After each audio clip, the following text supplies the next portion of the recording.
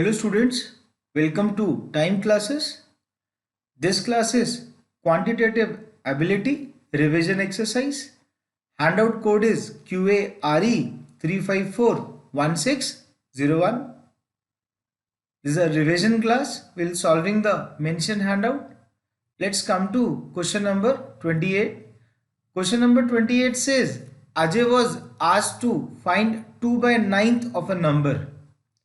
Let the number be x. He was asked to find 2 by 9th of the number, and he instead multiply the number by 9 by 2, which is more than 1. 2 by 9 is less than 1. He was asked to multiply the number by 2 by 9. Instead, he multiplied the number by 9 by 2 and obtained an answer which was 4235 more than the correct answer. So we assume let the given number be x.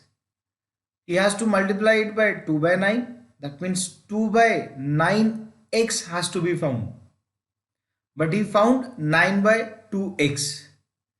In this process, he got an answer which was 4235 more than the correct answer. Can we say 9 by 2 of x minus 2 by 9 of x? This should be equal to 4235. Now we have to solve this equation in a single variable. We had a single variable x. So if we take LCM of the left hand side, LCM of 9 and 2 is 18. Can we safely say 18 is the LCM? So 2 9 by 18, 9 becomes 81. It's 81x minus 4x is equal to 4235. Now 81 minus 4 is 77x. 77x by 18 is equal to 4235. Now 18 goes to the right hand side by cross multiplication into the numerator, and 77 goes to the denominator in the right hand side by cross multiplication. So we get x is equal to 4235 upon 18 into 77. Now 77 is straight away 11 into 7, and none of the options are prime, none of the options are fractions. So 4235 is to be divisible by 77. Let's factor 4235. When we go do factors of 4235, we get the numbers as 11 into 11 into 7 into 5. This is a factor of 4235 into 18 divided by 11 into 7. Now this whole gives us the value of x. Since 11 and 7 is common in the numerator as well as the denominator, it cancels out. So 11 and 7 goes out. What do we get after that? We get only 11 into 5 into 18. We are interested in finding the value of x. 18 into 5 is 90, and 90 into 11 is 990. So 18 into 5 becomes 90, 90 into 11 is 990. So we get the value of x as 990. And the question is asking for the value of x, and if we simply look at the choices, we got our answer as 990. That is option C. The question can be done with options also. We can go through by options also. But it's a simple equation. Can be one line can be made, an equation can be made and simplified to get the answer. Answer comes out to be 990. He had to multiply the number by 2 by 9, but instead he multiplied by 9 by 2x more than 1. He had to do multiply 2 by 9 which is less than 1, and 9 by 2 is more than 1. So he got an answer which is 4235 more. So 9 by 2x minus 2 by 9x is equal to 4235. When we solve this equation, we get x as 990, and he asks us the answer of what is the value of x. Answer is 990. Yes. Now we move to question number 19. Vivek sets up a factory with an initial investment of 10 lakh to produce a specialized product. So his investment is 10 lakh. It cost 1000 rupees per unit to manufacture the product. 1000 rupees per unit to manufacture the product, and he sells the product for rupees 2000 per unit. So when he manufacture a product, an additional cost of 1000 rupees comes, and when he sold that product in the market, he sold it at for 2000 rupees. That means he not only recover his cost, which is 1000 rupees per product plus 1000 rupees extra if we talked about per unit. But for this earning of 1000 rupees profit per unit, he initially invested 10 lakhs. Now question is asking, find the minimum number of units he needs to sell so that he gets some profit. Now quantum of profit is not defined. He is requiring some profit. So Vivek sets up a factory, 10 lakh. Cost of the product which he is manufacturing is 1000 rupees per unit. And the same unit is sold in the market is fetching 2000 rupees. Selling price is 2000 rupees per unit. Can we safely infer that per unit he is accruing a profit of 1000 rupees? Find the minimum number of units he need to sell so that he gets some profit. So first of all, profit is obtained after he recover his cost of 10 lakhs.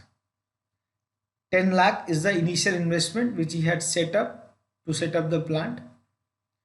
Now for each product he gets rupees 1000. That's clear. For each product he gets rupees 1000. If he sells 1000 units, he will get a break even. Why? 1000 units multiplied by 1000 rupees per product gives us 10 to the power 6, which is nothing but 10 lakh. So for each product he gets 1000 rupees, and if he sells 1000 units, he will get a break even. That means he will recover his cost of initial investment of 10 lakhs. But question says find the minimum number of units he need to sell so that he gets some profit. Whatsoever small, but it should be called as the profit. So can we say, so he needs to sell a minimum of 1001, an additional 1 unit more to get some profit. Now just look at the choices. 999, 1000, 1001, 1002. From 1000, by selling 1000 articles, he will be getting a break even. But to get some profit, he has to sell a minimum of 1001 unit. If you want more profit, then he should go beyond this. But profit start when he had sold 1001 unit. Till 1000 unit, he was just recovering his investment cost. So he needs to sell a minimum of 1001 units to get some profit. Now if you look at the choices, we have our answer as choice C. So find the minimum number of units he need to sell so that he gets some profit is 1001. That is 1001. No calculation required, just mental calculation can be done. 1000 units multiplied by 1000 rupees per unit gives us 10 lakh. So till by selling 1000 units he recover his investment cost, and then additional 1 unit sold will give him some profit. So answer comes out to be option C.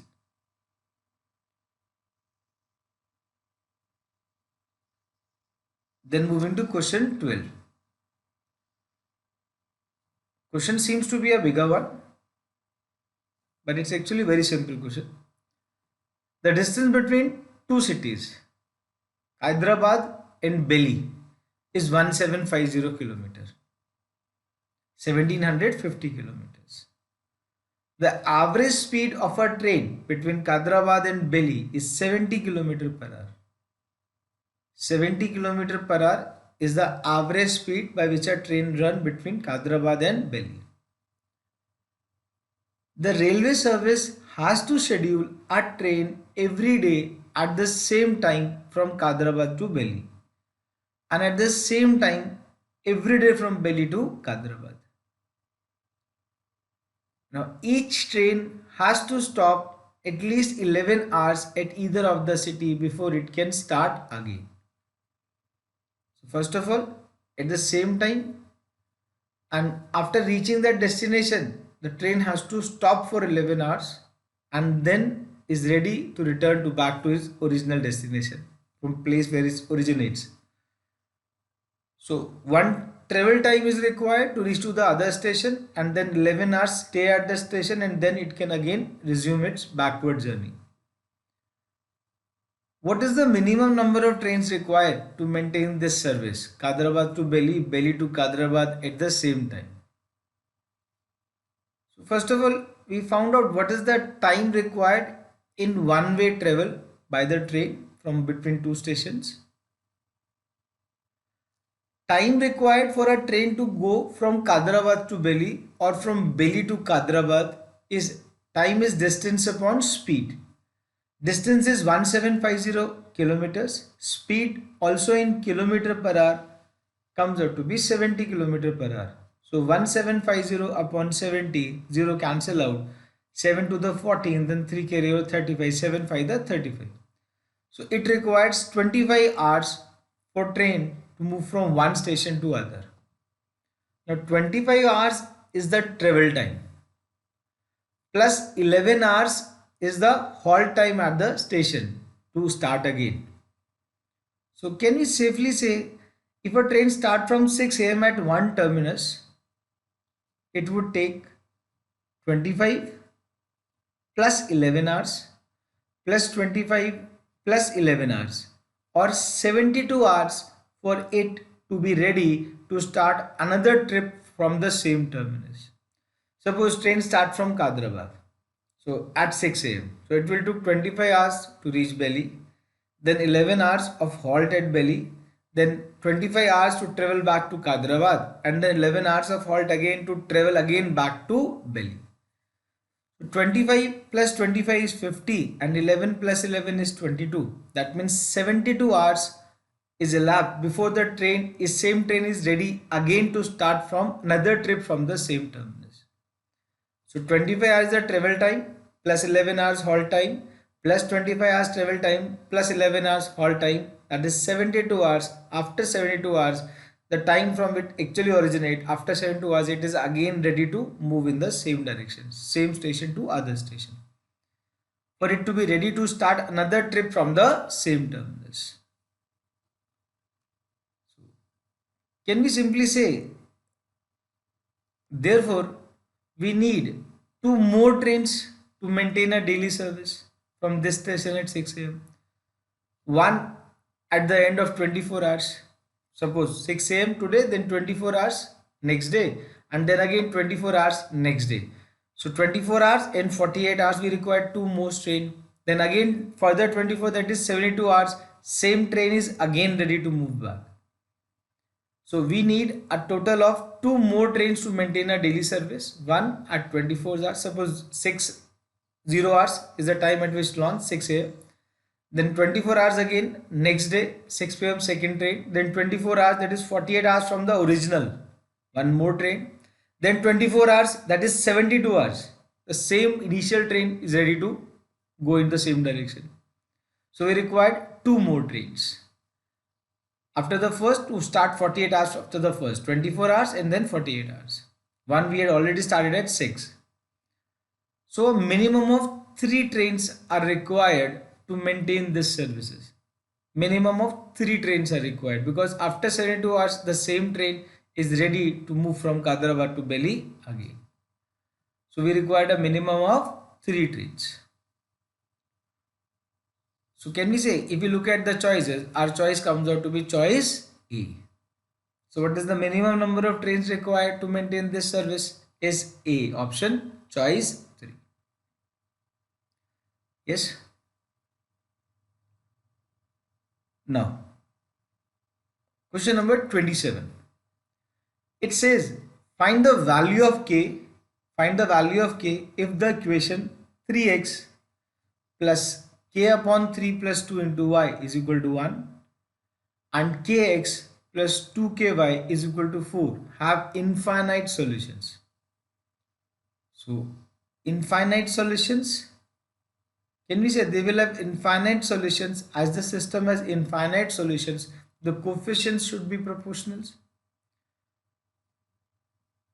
Coefficient would be proportional, that is ratio of coefficient of x should be equal to ratio of coefficient of y, which should be equal to ratio of constant terms. So these two lines are actually overlapping lines. So any point satisfying one equation will also satisfy the other equation. So system will have solutions and number of solutions become infinite. We can also say this in another word, as the system has infinite solutions, the coefficients are proportionals. The coefficients are proportional.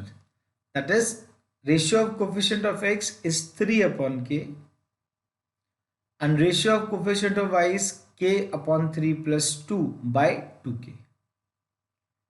And this ratio is actually equal to 1 by 4 to have infinite solutions. Now we cannot cancel out k from the denominator. We can take k as common. At the most we can take k as common.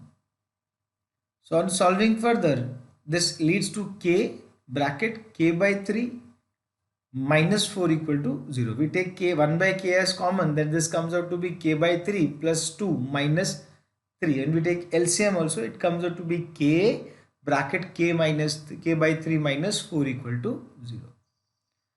Now we got two values for k. K is a constant. We got two values of k. K comes out to be 0 or 12. So we have to see which value is to be taken first. If we take k is equal to 0, then second equation changes to, if k is equal to 0 is taken, then second equation become inconsistent. Why inconsistent? Because left hand side is k into x plus 2k into y. If k is 0, left hand side becomes 0 in second equation and right hand side is equal to 4. This is an inconsistent. It becomes inconsistent. So we have to leave this part. We cannot take k is equal to 0. So if k is not equal to 0, we have to take k as 12. So k is 12. We got k is equal to 12. Yes. And if we just check, if we put k 12 in second equation, so coefficient of x becomes 1 by 4. Similarly, coefficient of y also become 1 by 4 and constant term also become 1 by 4. So the system becomes lines overlapping on each other. So any point satisfying one equation also satisfies the other equation. Or we can safely say the coefficients are proportional. The coefficients are proportional. Hence, if we look at the choices, we had one choice as T. So our answer comes out to be D option. That is, k value comes out to be 12. Yes. Now we come to question number 26. It says a string is cut into two parts. We cut the string into two parts. The ratio of the length of the string, complete string, and the smaller part. Ratio of the length of the complete string and the smaller part is, that means equal to 6 times 6 multiplied by the ratio of the length of the smaller part and the larger part. So we are cutting a string into two parts and the ratio of the length of the string and the smaller part is 6 times the ratio of the length of the smaller and the larger part. Find the ratio of the lengths of the larger and smaller part of the string. We have to find the ratio of the length of the larger and smaller part of the string. Let the length of the larger and the smaller part be x unit and y units respectively. We assume entire string to be of length x plus y, where x is greater than y. And the option is also asking for larger part, ratio of larger part to smaller part. Now, as the question says, the ratio of the length of the string and the smaller part. Now, length of the string is x plus y upon smaller part is y. Is means equal to 6 times 6 multiplied by ratio of the smaller part to the larger part. Now, smaller part is y and larger part is x. Now, we have to solve this expression, simple equation. It has two variables in it, x and y. Can we say x upon y plus 1, we divide left hand side by y, x upon y plus 1 is equal to minus, take right hand side to left hand side, minus 6 y upon x is equal to 0. Now x upon y is the ratio which we require to found, and y by 6 is reciprocal. If we multiply this entire equation by x by y, and since x by y is not 0, so it becomes x by y whole square plus x by y minus 6 equal to 0. Now this becomes a quadratic equation. If we consider x by y is another variable called t, we simply solve this. So it becomes t square plus t minus 6 equal to 0. Now we require two factors whose product is minus 6t square and sum is plus t. We can write t, or we can do it with x upon y treating as one variable. So it comes out to be one comes out to be multiplication has to be negative, sum has to be positive, so bigger factor has to be positive. We take 3x upon y and minus 2x upon y. Now 3x upon y and minus 2x upon y when multiplied gives us minus 6x upon y square, and 3x upon y, if we simply say 3x upon y minus 2x upon y, when we add them we get plus x upon y. So x upon y plus 3, x upon y minus 2 is equal to 0. Now product of two numbers is 0, either first is 0 or second is 0 or both are 0. Now x upon y is a positive ratio, plus 3 is always greater than 0, so it cannot be equal to 0. Can we say x upon y plus 3 is always greater than 0? So we got x upon y minus 2 is equal to 0. So we got x upon y value as equal to 2. So x upon y value is equal to 2. So if we look at our choices, we get our choice as choice A. That's our answer. Answer is choice A. So ratio of the larger part to the smaller part is 2:1. We could also do this by options also, but it's a straight away question, simple method to solve. So we complete the solution. Answer is 2:1. Now question number 25. Using basic property of ratio, it says P plus Q upon R is equal to Q plus R upon P is equal to P plus R upon Q is equal to K. Value is given. These three terms are equal to K. Find the sum of all the values, possible values of K. So we have to find sum of all the possible values of K. Can we say P plus Q upon R is equal to Q plus R upon P is equal to P plus R upon Q is given to us. Each of them equals to P plus Q plus P plus, if we add them, so we add the numerators. Similarly, we add the denominator also. So in the numerator it becomes 2P plus 2Q plus 2R, and in denominator it is nothing but P plus Q plus R. So P plus Q plus R cancel out, we get left with value 2. So we use a basic property of ratios, we add all the three. So all the three numerators are added, so all the three denominators are also added. So numerator we are getting twice of P plus twice of Q plus twice of R. We can take 2 as common, so it's P plus Q plus R. And the denominator we got P plus Q plus R. So P plus Q plus R cancels out, we get the value as 2. This is one of the possible value of K as 2. If P plus Q plus R is not equal to 0, so we can say K value is 2. If P plus Q plus R is not equal to 0. That means sum of the three values in the denominator is not equal to 0. If P plus Q is equal to minus R, we are assuming that P plus Q plus R value comes out, P plus Q is minus R. Then just look at the expression, initial terms, P plus Q upon R will become minus R upon R, that is minus 1.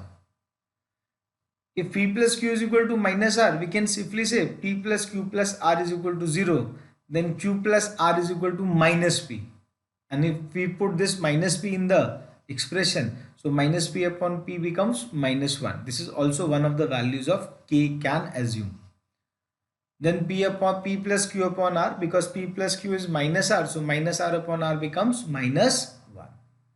So if P plus Q plus R is not equal to 0, value of K is 2. If P plus Q is equal to minus R, value of k is comes out to be minus 1. So we have only two cases in which k can assume value either 2 or minus 1. And question is asking find the sum of all the possible values of k. Sum of all the possible values of k is 2 and minus 1. So 2 minus 1 comes out to be plus 1. So sum of all the possible values of k can also be minus 1.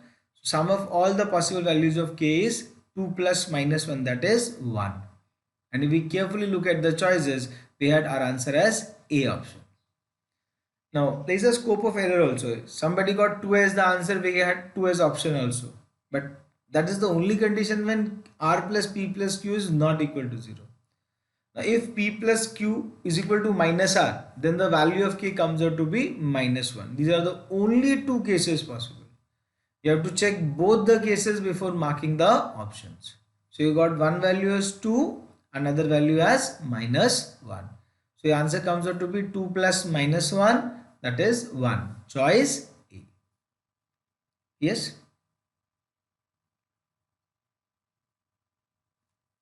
23rd. Question number 23rd of the handout.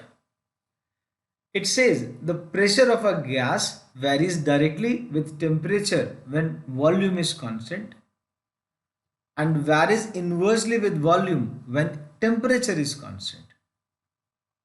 So pressure of a gas varies directly with temperature when volume is constant and varies inversely with volume when temperature is constant.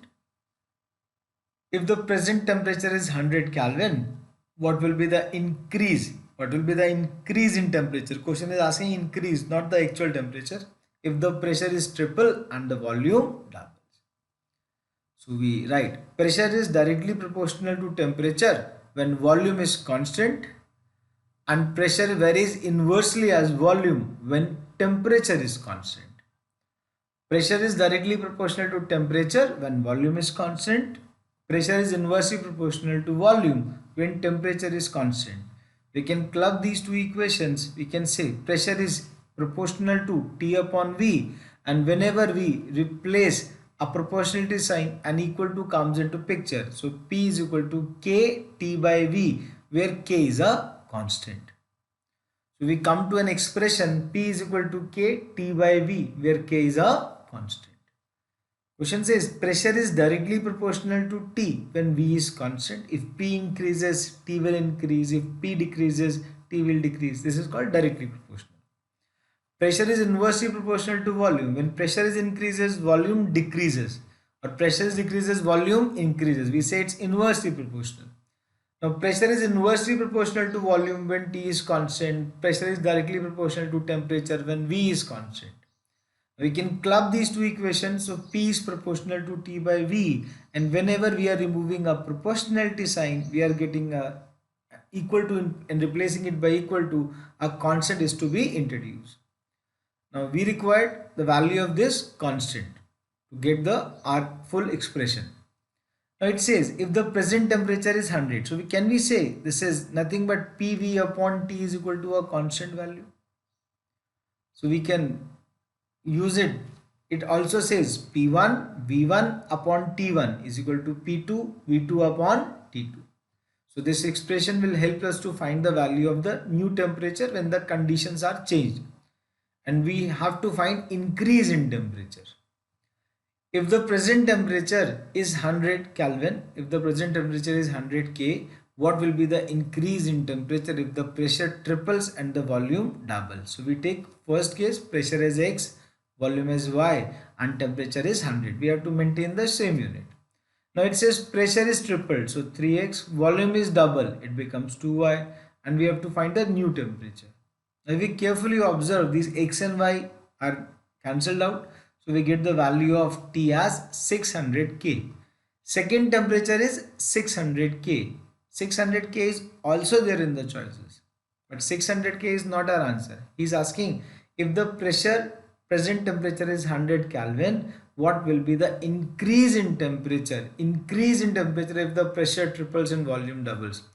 Final new temperature is 600, initial temperature is 100. So increase in temperature becomes 500, T2 minus T1 is 500 Kelvin. So temperature becomes 500 Kelvin. If we have to mark our choice, we will mark our answer as answer C. Our answer comes out to be choice C. So both answers are there. 600K is also given and 500K is also given. 600K, if somebody is not reading the question correctly, find the new temperature 600 Kelvin. Find the increase in the temperature 500 Kelvin. Yes. Question number second. Ramu can complete a certain quantity of work in 20 days, working 8 hours a day. So 20 days Ramu take if he work daily for 8 hours. So 20 into 8, 160 man hours is the job. On any day for the first 8 hours of work, he is paid rupees 200 per hour. Beyond that, up to 10 hours per day. That means per day he cannot go beyond 10 hours. He is paid rupees 250 per hour. So can we say for 2 hours extra, he is paying 250 per hour. His increment wage per hour wage increases by 50 rupees per hour. He cannot work for more than 10 hours on any day. The condition is also specified. He cannot work for more than 10 hours. So first 8 hours he is paid 200 per hour. And if he work beyond 8 hours, then he is paid 250 per hour. And he cannot go beyond 10 hours a day. Find the maximum amount he can earn for a given work. Now work is fixed. If he want to earn maximum and if he works daily 8 hours a day, his wage is fixed 200 rupees per hour. But if he work daily 2 hours more, then he is earning 50 rupees per hour more extra. So maximum is only possible when he is doing overtime up to the maximum limit. And that maximum limit is for 2 hours.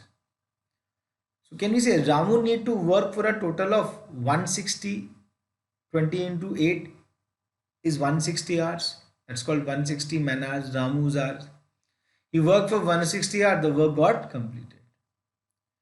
So for maximizing his salary,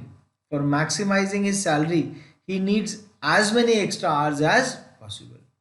But he cannot go for extra hours more than 2 hours per day because he cannot work beyond 10 hours a day. 8 hours is normal shift duration and 2 hours he get over extra rate, another rate, which is more than the nominal rate. He can work for 10 hours, 16 days. 160 hours is the total job. 10 hours, 16 days. So he would get, how much he would get? He is working for 16 days, 10 hours. So first 8 hours, he is paid 200 rupees per hour. And for next 2 hours, he is paid 250 per hour for all the 16 days. Can we safely say that his earning is 16 is the days, 8 is the number of hours, 200 is the rate. 8 into 2 16, 16 into 16 is 256 00, 256 00, 25,600 plus 250 into 2 is 500 into 16, 8,000. It's 16 is the number of days, 2 is the extra hour is working and 250 is the rate at which he is working. So can we say, first he earned 25,600 plus 8,000. So 25,600 plus 8,000, that comes out to be 33,600. Now 33,600 is the maximum amount he can earn for the given work. And the work is completed in 160 hours. That is the limit also to complete the work. So Ramu needs to work for a total of 160 hours. For maximizing his salary, he needs as many extra hours as possible. So he can work for 10 hours 16 days. He would get 16 into 8 into 200 normal shift amount plus 16 into 2 into 250 is overtime money. That comes out to be 25,600 plus 8,000. That comes out to be 33,600. If we carefully look at the choice, we get our answer as choice D, 33,600. So he would get 33,600. Yes. Question 16. A number is increased by 30% two times. 30% followed by 30%.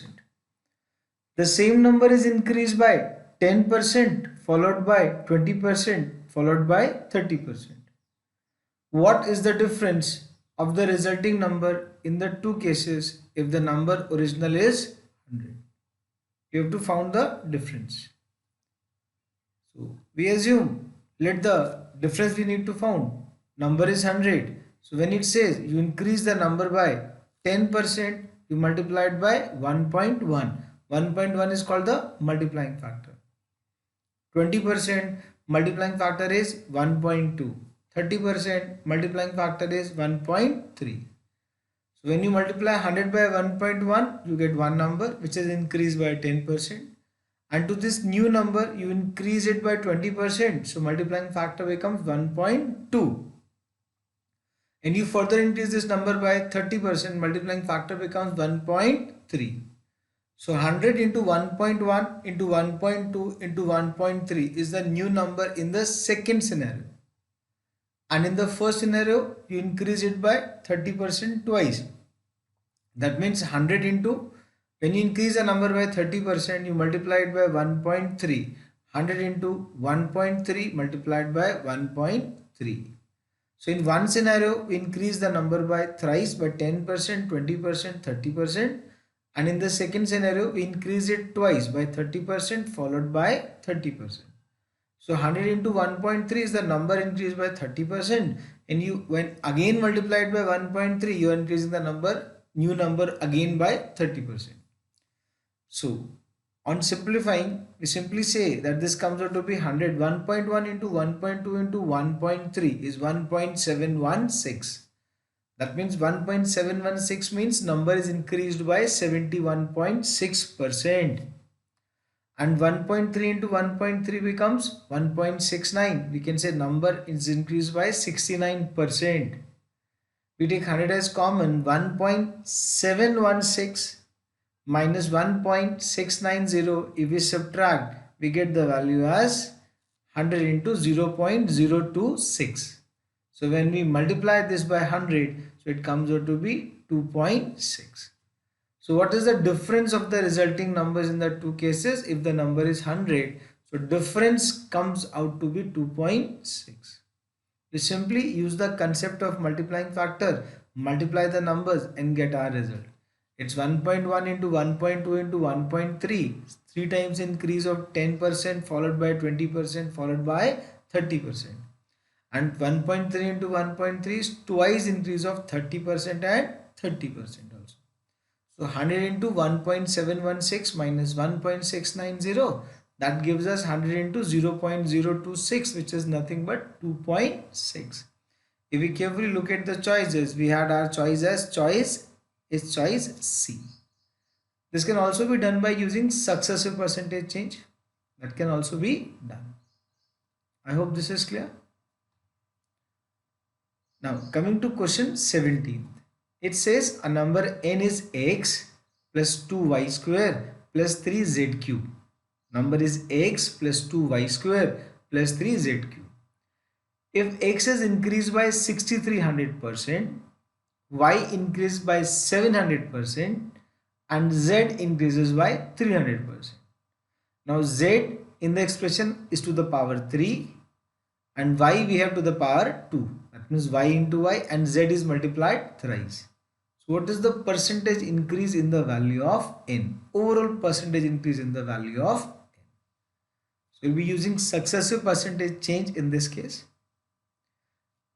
Given that n is equal to x plus 2y square plus 3z cube, we can say x increases by 6300%. This is given to us. Y increases by 700%. Now 2y square, 2 doesn't play any role. We have to just concentrate on y square. Y square means y into y. And since y is increased by 700%, so we can say y increased by 700%. So y square increases by, we are using successive percentage change, a plus b plus ab by 100. That is 700 plus 700, this is a plus b plus a into b by 100. 700 into 700 by 100. Now 700 into 700 by 100 becomes 4900 plus 1400, 700 plus 700 becomes 6300.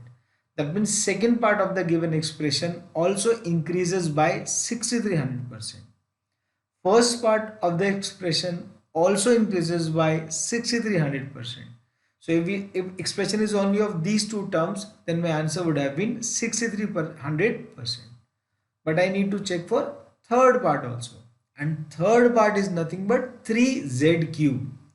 3 doesn't play any role in percentage increase. We have to look at z cube. Z multiplied by z multiplied by z. So first part 6300% given in the question. 2y square increases by 6300% because y increases by 700%. Now, if we look at the third part, z increases by 300%. So we can say z cube increased by 300%, 300%, 300%. We have to apply successive percentage change for 300%, 300%, 300%. So let's club first to 300%. Can we say this is a plus b plus ab by 100. Now 300 plus 300 becomes 600 and 300 into 300 by 100 becomes 900. So 600 plus 900 becomes 1500%. That means increase of 2 times 300% is an overall increase of 1500%. But this is when z square had been there, but it's z cube. So we have to take once more. We had 1500% and then we have to take this as a and 300% as b and again apply successive percentage change. So we have one 1500%, another as 300%. So we again apply this. Can we say it's 1500 a plus 300 b plus 1500 into 300 by 100. Now 1500 into 300 by 100 is 4500 plus 3 4800 plus 500 5300 plus 1000 6300. That means this expression also increases by 6300%. Now all the three parts increases by 6300%. So we can safely say the n value of n also increases by 6300%. If one part increases by 6300%, another part increases by some other percentage, then we are not sure. We cannot say what is the increase in n. We cannot surely say. We can find the range, but cannot say n increases by this much of percentage. But since in this case all the three parts x, 2y square and 3z cube increases by same percentage, which is 6300%. So we can safely say R value of n also increases by 6300%. Yes. So we used successive percentage change in this case, and in the previous question we had applied concept of multiplying factors. This can also be done through multiplying factors. So answer comes out to be choice B, 6300%. Now question 18th. Buji owns a rice depot. He buys rice at wholesale rate from a trader and sells to his customer at a retail price. He buys it at wholesale rate and sells it to customer at a retail price. He buys from the trader at a certain price, but he cheats by taking 30% more than what he pays for. Suppose if he is paying for 100, he take 30% more out of that. While selling the price, he sells the same at the same price at which he had purchased, but again cheats by giving 20% less than what he charges for. So while buying from wholesaler, he takes 30% more, and while selling, whatever he claims, he is selling at the same price but giving in weight 20% less than what he is telling them that he is selling to the retail customer. Find his overall profit percentage. So he is getting profit from both wholesaler also, he is also taking profit from wholesaler also, as well as customer also. So for Buji, the cost price of 1.3 kg of rice, let's assume he paid C rupees. Actually, he asked for 1 kg, but he somehow take 300 grams extra. So he take out 1.3 kg and he paid rupees C. C is his cost price. And while selling 0.8 kg, he is selling 0.8 kg at the rate of 0.8 upon 1.3 C, where SP is C, selling at the same rate 0.8 upon 1.3. CP of cost price of 0.8 kg is 0.8 C upon 1.3, while SP is same because he is selling 0.8 kg in place of 1 kg. So cost of 0.8 kg is not C. Cost of 0.8 kg is less than C, that is 0.8 upon 1.3 C, while he is selling this 0.8 kg at C. That's the difference because he is selling only 0.8 kg. So cost of 0.8 kg will come. So can we say profit percentage is selling price, which is C in this case, minus cost price. Cost price is 0.8 upon 1.3 C upon 0.8 upon 1.3 into C multiplied by 100%. That is profit upon cost into 100. So Bujji's profit percentage, if we say out, it comes out to be 62.5%. What we have done, let's assume he asked free take from wholesaler 1 kg, but he take 300 gram extra. So 1.3 kg cost to Bujji is rupees C. But when he is selling, he giving 20% less. So somebody asking for 1 kg is actually giving 0.8 kg. So what is the cost of 0.8 kg? If 1.3 kg overall cost C rupees, 1 kg cost C upon 1.3. So 0.88 kg cost 0.8 upon 1.3 multiplied by C. This is his cost. And for this he is charging selling price as C rupees. So selling price minus cost price is profit, divided by cost price into 100 is profit percentage, which in this case is 62.5%. Now we had one alternative method also by using successive percentage change. 30% profit he has for sure from wholesaler, his profit 30% more, plus when he is selling to a customer, he is claiming he is giving them 1000 grams 1 kg, but actually he is giving 800 grams. So he is getting a profit of 200 grams on 800 grams. 200 grams upon on 800 grams is 1 by 4, that is 25%. So he is getting a profit of 25% also from customer.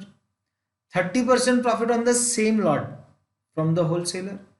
So its net profit can be simple calculated in a straight line by using successive percentage change, which is 30 plus 25 plus 30 into 25 by 100. So 30 plus 25 is 55 and 30 into 25 by 100 is 7.5. So we have 55 plus 7.5, that comes out to be 62.5%. So our answer choice comes out to be choice C. It can be done in a single line by using successive percentage change, or if we go by a basic conventional method, then also it hardly takes 2 lines. It is not more than a 2-line question. It can be done by both the methods. So both the approaches are being shown in this example. Percentage change also and successive percentage change. Yes.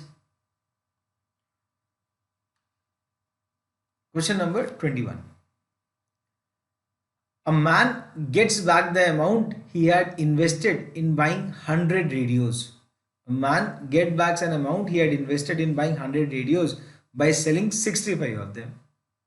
So what is his profit percentage? A man gets back the amount he had invested in buying 100 radios by selling 65 of them. What is his profit percentage? Now let the cost of 100 radios be rupees 100. What we assume, cost of 1 radio is 1 rupee. 100 radio is 100 rupees. And cost of 65 radios is actually 65 rupees. Question says he get back what the amount he invested by selling 65 of them. So can we say selling price of 65 radios is 100? Because on selling 65 radios, he get back his amount, his price invested. So profit percentage is selling price minus cost price upon cost price into 100. We assume 100 radios, 100 rupees. 65 radios cost 65 rupees. But question says on selling 65 radios, he get back rupees 100. On selling 65 radios, he get back rupees 600, entire amount invested. So profit percentage is selling price, which is 100, minus cost price, which is 65, upon 65 into 100. We are talking about percentage change.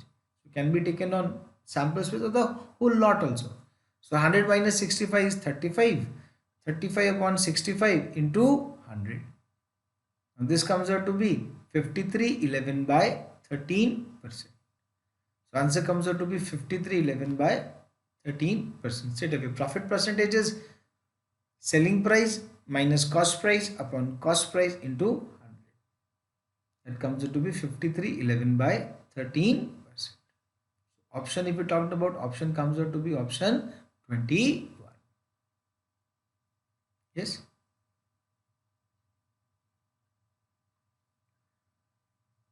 Question 20. To manufacture a product X, a company need raw material P, Q and R and others. Three raw material name we know, P, Q, R and others. The cost price of P is 10% of the total cost price of X. The cost price of Q and R is 20% of the total cost of X.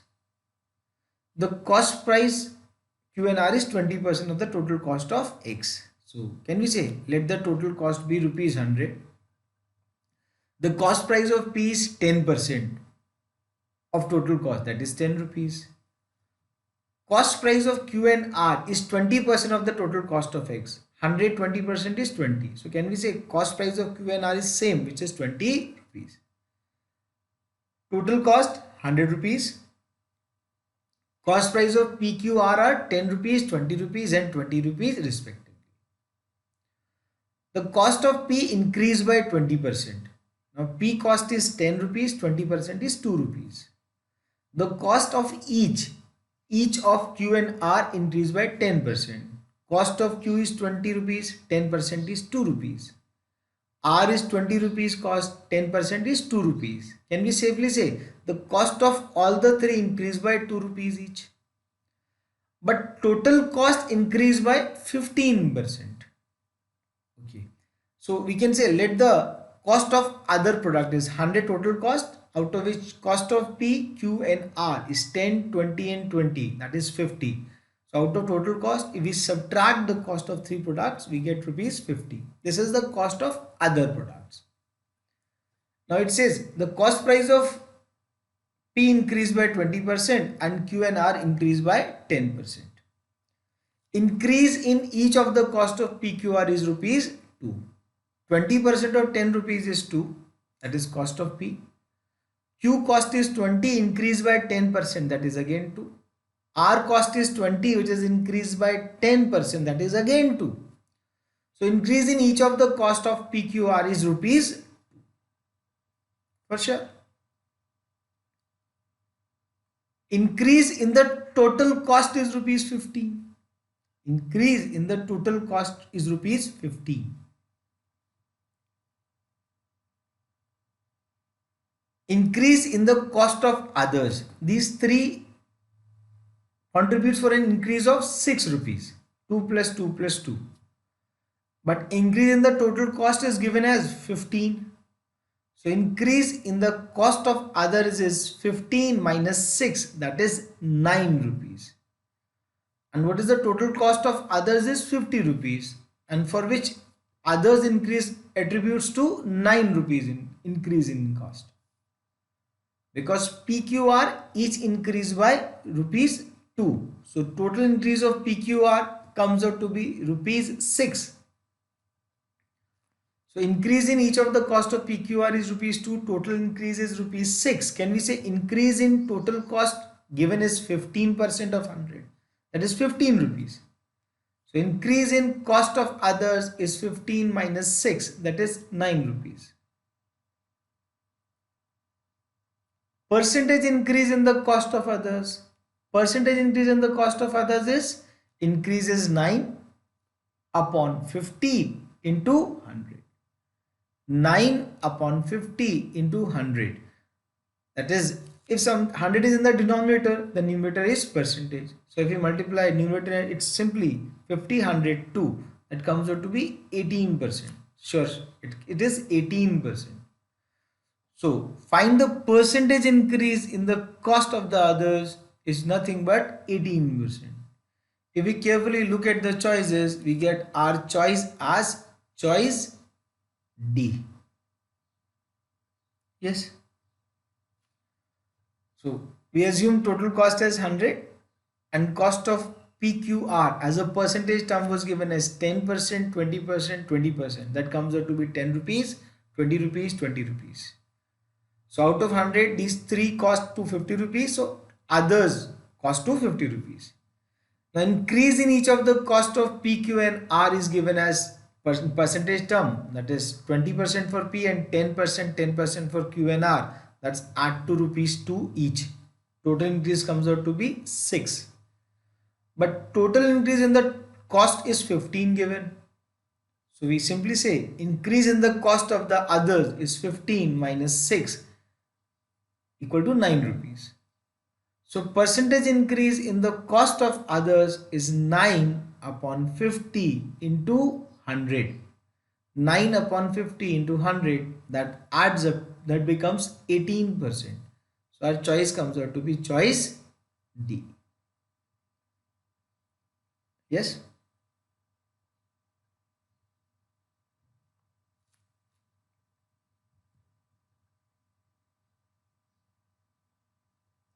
Thank you. Thanks.